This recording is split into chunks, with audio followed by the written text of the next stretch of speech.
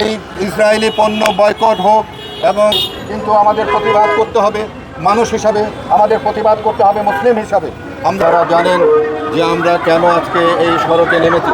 আমরা প্রতিবারই আমরা সড়ক দুর্ঘটনা নিয়ে কথা বলি, কিন্তু আজকে আমরা বিশ্ব মানবতা নিয়ে কথা বলার জন্য আমরা সড়কে নেমেছি। এই মানবতা আমাদেরকে রক্ষা করার জন্য আমাদের সকলকে একত্রিত হয়ে এর প্রতিবাদ করতে হবে। আমরা জাতিসংঘ সহ ওআইসি সহ সকল সংস্থাগুলিকে, যারা বড় বড় অর্গানাইজেশন আছে, তাদেরকে আহ্বান করছি তারা যেন এর প্রতিবাদ করে এবং এর একটা সুরাহা যেন করে। আমি মনে করি যে ওআইসি যদি একটা ব্যবস্থা নিত, তাহলে কিন্তু আজকে ইহুদিরা, ইসরায়েলিরা এতটা সাহস পেত না, এবং জাতিসংঘ যদি তার প্রকৃত ভূমিকা রাখতে পারত, তাহলেও কিন্তু এই বর্বরতা এটি কিন্তু চলতে পারতো না। আজকে শিশুদের উপর যে নির্যাতন হচ্ছে, আজকে মা বোনদের উপর যে নির্যাতন হচ্ছে, আজকে প্রায় 50,000-এর উপরে মানুষকে, ফিলিস্তিনি ভাইদেরকে, মা বোনদেরকে, শিশুদেরকে হত্যা করা হয়েছে। 1 লক্ষের উপরে মানুষকে আহত করা হয়েছে। সেই আহত এবং নিহতর পরিবারের যে করুণ অবস্থা, সেটা আমরা দেখে আমরা সহ্য করতে পারিনি। যার জন্য আজকে আমরা এই রাস্তায় নেমেছি। রাস্তায় প্রতিবাদের জন্য আমরা রাস্তায় নেমেছি, প্রতিবাদ করার জন্য আমরা রাস্তায় নেমেছি।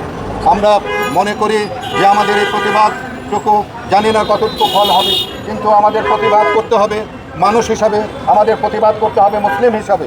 আমরা মুসলিম এবং মানুষ হিসাবে আমাদের এই প্রতিবাদটুকু আমরা বিশ্বের দরবারে আমরা রেখে যেতে চাই। আমরা এই যে ইসরায়েলি পণ্য বয়কটের যে ডাক দেওয়া হয়েছে, সেই পণ্য বয়কট আমরা মনে করি একটি যৌক্তিক দাবি, কিন্তু সেই যৌক্তিক দাবিটাকে যেন আরেকটি অন্যায় দিয়ে এটাকে যেন নস্যাৎ করে না দেওয়া হয়। এই যে লুটতরাজ হচ্ছে, সেই লুটতরাজ যেন বন্ধ হয়, এবং ইসরায়েলি পণ্য যেন বয়কট করা হয়। কিন্তু ইসরায়েলি পণ্যের দোহাই দিয়ে যারা লুটতরাজ করছে, সেটাকেও কিন্তু আমরা কিন্তু কাম্য মনে করছি না, সেটাকে আমরা কিন্তু সাপোর্ট করতে পারছি না।